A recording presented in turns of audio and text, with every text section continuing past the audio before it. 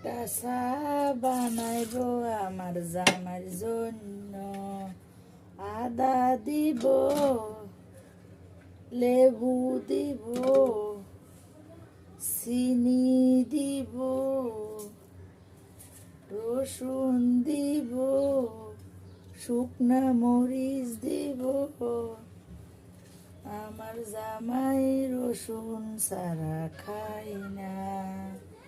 পেঁয়াজ দিব, ধনিয়া পাতা দিব, একটা চা বানাইব আমার জামার জন্য।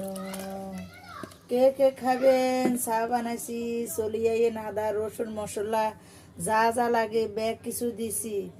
একটা চা বানাইব আমার আদরের জামার জন্য।